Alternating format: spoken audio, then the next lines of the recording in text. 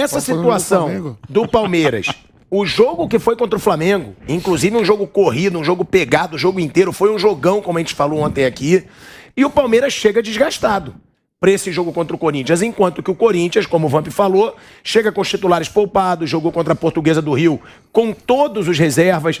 Isso pode fazer muita diferença, até porque também não joga em casa, né, Mauro? Vai jogar na Arena Barueri, é porque vai ter show do Kids no Allianz Parque. A semana foi muito ruim para Palmeiras e Flamengo sob esse ponto de vista, né? O jogo foi muito bom, é verdade, mas esse jogo era para ser disputado não nessa rodada, na outra. Ele é da outra rodada, da quarta rodada. E aí, num final de semana, lá no começo de maio, né, dia 1º, o Palmeiras vai jogar com a Juazeirense, o Flamengo vai jogar com o Altos lá do Piauí. Mas, evidentemente, esse jogo no meio da semana para Flamengo e Palmeiras, ele complicou bastante, porque é um jogo que você não pode administrar. Os dois poderiam ter feito viagens, mas jogado com times cheios de reservas, poupando os principais jogadores para os jogos difíceis que tem no final de semana. O Palmeiras contra o Corinthians e o Flamengo contra o Atlético no Paraná, onde normalmente não se cria, normalmente perde. A maioria das vezes que vai lá, toma um pau. E vai ter que poupar jogador, e é provável que o Palmeiras tenha que fazer a mesma coisa, tem que poupar jogador, tem que avaliar a condição de cada um. Dificilmente poderá jogar com sua força máxima. Pode até acontecer, mas aí isso vai custar caro na sequência. A sorte do Palmeiras é que a chave da Libertadores é muito fácil, então o jogo da Libertadores que vem na sequência não é preocupante. O Palmeiras vai passar o rodo nesses times custosos aí da chave dele, vai se classificar como primeiro disparado. E o Corinthians, ao contrário, aí tem a outra questão. Tem o Boca Juniors na terça-feira, então ao mesmo tempo também que o Corinthians joga contra o Palmeiras mais inteiro, ele tem que olhar para frente. O Palmeiras olha para trás. Mas a tabela da Libertadores, ok, todo mundo sabia que ia jogar naquela semana, tem jogo de Libertadores. Essa da Copa do Brasil que eu não entendo. Por que tem que tirar o jogo? Copa do Brasil sempre foi quarta-feira, quinta-feira, terça, sei lá, no meio da semana.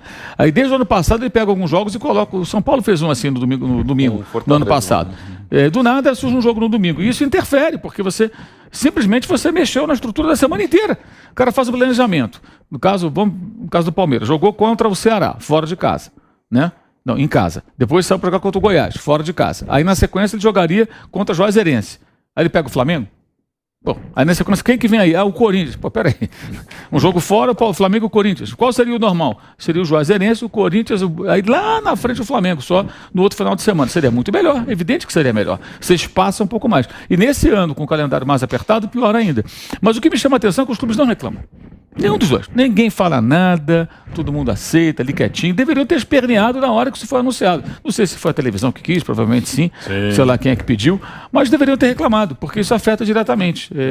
Enfim, mas ninguém fala nada, ninguém diz nada. Joga quinta, aí não pode jogar sábado. O Palmeiras joga na outra terça e não pode jogar domingo. Por isso que fizeram essa E hoje, como coisa são toda. várias as televisões, que era mais fácil. Você jogava a culpa na televisão, jogava a culpa no Grupo Globo, era mais fácil. Agora não é só o Grupo Globo, tem várias, né? Que eu acho até profissionalmente para todos nós, e acho até para o público melhor. Quando você tiver mais alternativas, tudo bem.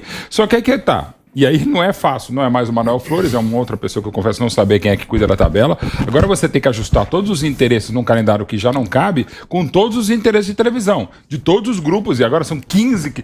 Hoje você... Não é Vigília Lísio que cuida da tabela do brasileiro? Não era mais, era o Manuel Flores que estava cuidando, agora saiu e agora não sei realmente quem é. Mas esse vai ter trabalho, porque além de arrumar o calendário que não tem cabimento, você tem que... uma TV X, a TV Caminhão pede aquilo, a TV Rodoviária pede aquilo, o Twitch pede uma coisa, o Orkut que transmite pede outra, e você tem que arrumar. E aí... Mas aí é o que o Mauro falou, né, Maurão? Seu xará. Sim. Os clubes têm que fazer alguma coisa. Mas ele não faz porque alguns Porque prejudica muito o clube. Sim, mas já prejudica o calendário. O calendário não tem cabimento, né? E fica nessa situação. E de novo, só para tentar defender a tese, que a gente não, falo por mim, há anos defendo, uns defendem, outros não, que é o seguinte, não tem mais, gente, como manter um time titular. A gente viu na volta de um jogo de quartas de final de Champions o que fez o Liverpool. Tirou 7 jogadores contra o Benfica. Sabe, não é máquina mesmo, então tem que fazer. Então, no caso específico, para esse jogo clássico, o Palmeiras entra mais desgastado. Porém, a partir de cada minuto que passe, claro, vai pesar um pouco mais, mas o Corinthians já tem que pensar no desgaste futuro e o jogo complicadíssimo em Itaquera contra o Boca. E o Palmeiras tem o jogo contra o Emelec, que é muito mais fácil, que o grupo é muito mais fácil, a campanha do Palmeiras também, por óbvio, é melhor, e o Palmeiras está mandando, inclusive, os reservas para a Libertadores. Então, assim, a gente vai ter que cobrar o que a gente teve que tirar um pouco o pé numa eventual crítica no segundo tempo de Flamengo e Palmeiras por causa disso.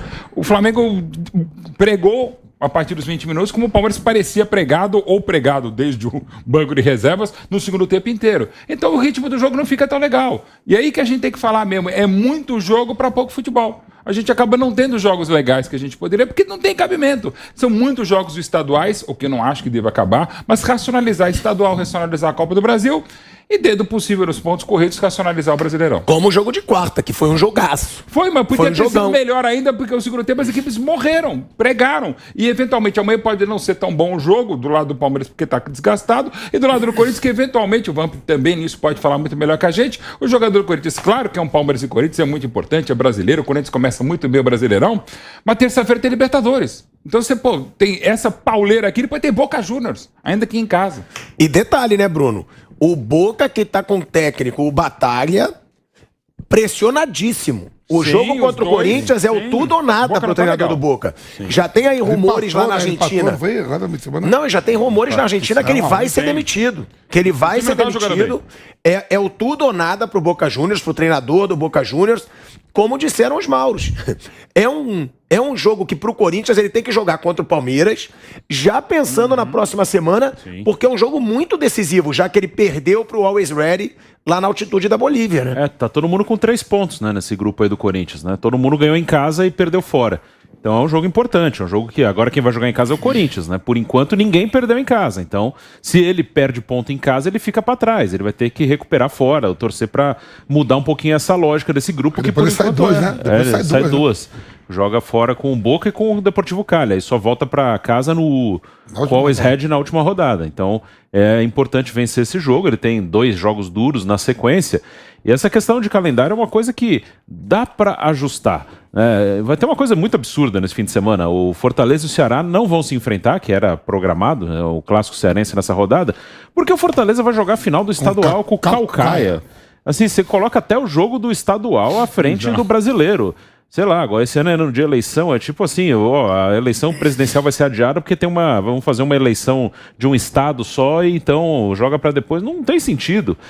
E daria pra adaptar, os times do Nordeste estão jogando a Copa do Nordeste, então deixa mais curto o estadual, joga um jogo só, não faz 2 de final. Mesmo essa fase da Copa do Brasil agora, tem um monte de confronto aí que não precisava de 2 jogos, hein? Atlético Mineiro e Brasiliense, já foi. Atlético Paranaense e Tocantinópolis, já foi também. Botafogo e Ceilândia. E era previsível que vários confrontos fossem definidos logo, porque a diferença é muito grande de alguns confrontos. Então tem alguns jogos assim, fora o que já foi discutido, algumas coisas que daria para racionalizar, mesmo mantendo tudo, estadual, Copa do Brasil. Essa fase da Copa do Brasil não tem sentido ter 2 jogos, ida e volta. Mauro César, os números por enquanto do Vitor Pereira no Corinthians são 11 jogos, 5 vitórias, 2 empates e 4 derrotas. 17 gols marcados, 10 gols sofridos. 51,51% de aproveitamento. É pouco tempo. Agora, o Vitor Pereira chegou com uma banca gigantesca. É bicampeão português pelo Porto, é um treinador com muito currículo. Você acha que o Vitor Pereira ainda vai dar a cara dele para esse time do Corinthians? E você acha que ele tem chances de tornar esse time do Corinthians vitorioso com o trabalho que ele faz hoje? Porque realmente é pouco tempo, ainda não emplacou. Mas é um treinador que tem muita história, inclusive de um jogo ofensivo, né, Mauro? Se ele estivesse trabalhando numa condição minimamente razoável, né, eu afirmaria que ele conseguiria bons resultados. Agora, com um contrato de 8 meses e pouco, com esses jogos todos um em cima do outro, entrou no meio da temporada já, nem no começo ele chegou já com o Campeonato Paulista em andamento.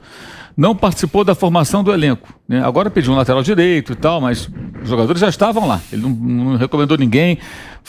A avaliação sobre com quem ele pode contar ou não, ela só acontece no dia a dia. Tipo, Luan, não entra nem contra a Portuguesa. É claro que ele, quando chega, ele deve ouvir falar do Luan. Mas ele vai identificar qual é a do Luan ali no dia a dia de treinamentos e eventualmente se botar para jogar. Aí ele pode chegar à conclusão, parece que ele chegou à conclusão que não dá para contar com o Luan, né? Senão teria utilizado, pelo menos em alguns momentos como esse, desse meio de semana. Eu acho que nesse calendário eu não tenho essa certeza, mas eu acho que ele é o técnico de todos os técnicos estrangeiros que estão aqui no Brasil, ele é o mais qualificado, o cara com mais currículo, é o cara mais caro, que chegou. Depois o Abel fez um contrato novo, se mudou, pelo jeito, mas chegou como o técnico mais caro, com mais currículo, com mais história, digamos assim. E, de fato, tem esse perfil que você falou, de um estilo de jogo mais agressivo. Mas nessa loucura toda, eu sinceramente não sei se ele vai conseguir. São várias situações. Agora, claro, isso é um problema dele. Ele foi contratado para isso. Se ele não conseguir, vai ser questionado e vai ser cobrado. E ele sabia disso também, né? É lógico, ele assinou o papel ali sabendo qual era o cenário. Abraçou a causa. Então ele agora tem que encontrar uma solução. O que eu digo é que eu não tenho essa certeza de que vai dar certo por conta das circunstâncias. Se ele tivesse uma condição de trabalho um pouco melhor, eu acho que ele conseguiria, acho que com toda certeza, fazer o Corinthians bem competitivo. Mas, assim, aquela história, as contratações vieram antes, muitos são jogadores, vários jogadores com 30 e poucos anos, ele está conhecendo jogadores da base ali, os oriundos do próprio clube no dia a dia, agora já conhece, mas foi conhecido no dia a dia, pegou clássicos fora de casa, nesses números aí você vê, ele perde clássicos jogando no casa do Palmeiras, na casa do São Paulo, estreou num clássico e tomou um gol com 50 segundos, debaixo de chuva. Exato, debaixo de um dilúvio. Tem uma série de situações aí, né? Como diria Lúcio de Castro, sobre tortura, os números falam qualquer coisa. Então a gente pode pegar esses números aí e fazer 1000 interpretações com eles, mas eu acho que ele está dentro de um contexto em que ele não é o único responsável por esse índice, que evidentemente não é o que se espera. Agora, vai chegar um momento que talvez ele tenha que fazer uma escolha aí, priorizar uma competição, onde ele acha que dá para ir mais longe. Em tese pode ser no mata-mata, se ele encontrar o time certo, o time mais competitivo, uma formação ali, não digo 11, mas aqueles 13, 14 jogadores que ele pode contar para os jogos grandes. Isso pode se desenhar, inclusive, nessa semana, dependendo do que acontecer contra o Palmeiras e o Boca. Ele encontrar o time e falar, cara, aqui a gente vai dar 60% por 70%, e nesse outro caminho aqui a gente vai com tudo, para tentar ganhar alguma coisa, tentar levar o Corinthians a uma fase decisiva de um torneio. É possível. Tem ótimos jogadores, né? O elenco é bom, o elenco do Corinthians do início do ano passado em diante, depois das contratações, tem uma transformação enorme. E ele é um cara qualificado, né? Eu acho que ele tem toda a condição, mas não tem toda a condição, porque esse ano é um ano maluco.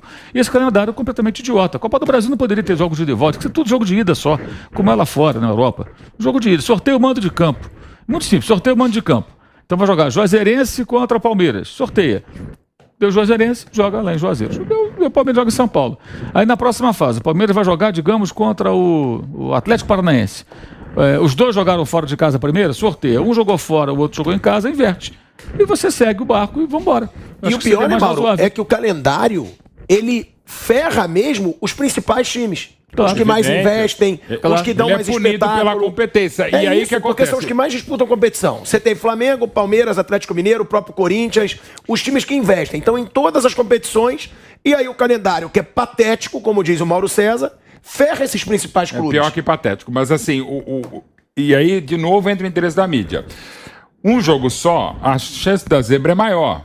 A chance do campeonato ser esvaziado por grandes clubes já caírem, como já caiu, independente da fase deles, então a chance de você ter o que normalmente se tem em Copas, e no Brasil, pelo nível de equilíbrio, não nível alto, mas menor, você tem chances maiores de ter, por exemplo, um ano 2004, que você tinha de um lado 15 de Campo Bom e Santo André, e do outro lado Flamengo, ainda o Santo André ganhou do Flamengo, do ano seguinte Paulista ganhou. Mas lá fora tem mídia também, Mauro. Não, e lá fora acontece. Mas, Mauro, isso é que você falou a verdade. Ó, há um mês atrás eu fui num evento em Campinas de planos de saúde, né? Uhum.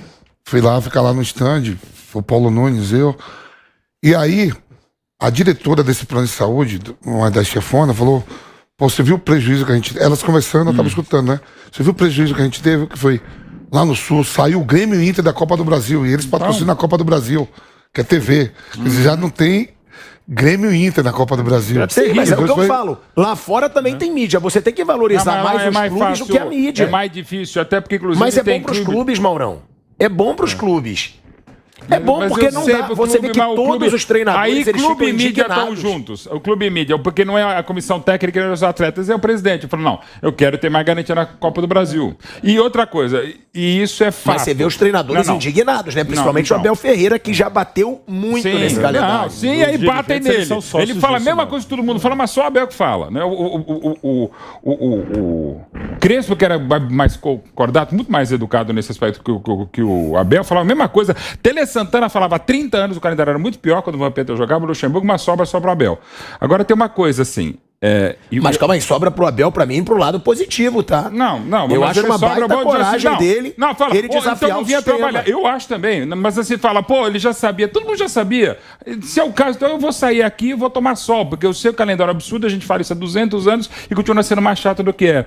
Mas, por exemplo, no caso do Abel, Assumidamente. Não que ele quisesse perder pro CRB do jeito que perdeu. O Palmeiras foi bom cair fora. Teve um outro treinador do Palmeiras, que eu não vou falar, e não só do Palmeiras, aconteceu. O São Paulo saiu de uma Copa do Brasil em 92, quando o calendário era pior ainda, e só eram dois, era o campeão e o vice, ou o campeão de um turno. São Paulo no Brasil se definia de outro jeito.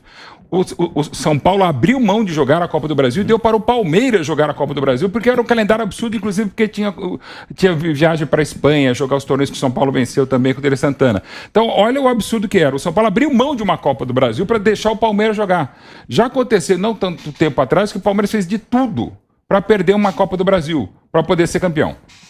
Bom, eu já disse que é de 2016. O Palmeiras ficou. Só não deu volta olímpica quando foi eliminado pro Grêmio, mas era que o Palmeiras tinha, porque ele não tinha elenco, já não estava tendo futebol. Então, assim, acontece. Ninguém vai assumir, vamos jogar para perder. Mas é melhor dentro desse calendário absurdo. Mas então não cabe a nós, inclusive da mídia, o próprio Mauro César fala, pô, às vezes tem que botar mais gente com competência para estar ali na coletiva. Quando esses treinadores reclamarem, a gente fala também, olha só, tudo bem, mas então por que vocês não cobram das diretorias dos clubes que eles cobrem da CBF mas, que não aconteça até, isso? Por exemplo, Tele Santana, isso tem que acontecer. Cobra, mas fica lá. Quantas vezes a gente não cobra? Não estou falando aqui, em outros lugares, ou já mas então que tal. fique claro que falta de vergonha dos clubes de baterem de frente com a CBF. Sim, sem dúvida. Também, com a mídia também, a mídia que a gente tá falando, pô. Em convocação de seleção, data FIFA, calendário, os clubes dirigentes são sócios de tudo isso aí. E os treinadores são os profissionais que acabam pagando por isso e às vezes pagam com o próprio emprego. E os jogadores também, né? Porque claro. Pagam com o próprio físico. Sim. Quantos jogadores lesionados aí, mó tempão fora. Copa é um negócio pra ser imprevisível. Eu acho o jogo único até mais legal. A Copa é pra ser meio caótica mesmo. A última Copa lá da Europa que ainda tinha 2 jogos e mudou há 2 anos foi a da Espanha. E agora as finais são... Esse ano vai ser Betis e Valência. Já teve um Real Sociedad e Bilbao. A Copa é pra ser meio maluca mesmo. A Copa da França foi Nantes e o time do Calais, que era um time semi-amador, ou semi-profissional, mais para semi-amador do que semi-profissional. Mal tinha divisão, porque até porque na Copa da França se aceita juntar o time aqui da Jovem Pan com o Vampeta, a gente pode jogar, claro, vamos ser eliminados. Sim, o Falcão Garcia, inclusive, ficou fora da Copa de 14 porque um professor de geografia arrebentou o joelho dele. Bem lembrado, é verdade, é verdade. Esqueci da história. O cara era professor de geografia e jogava.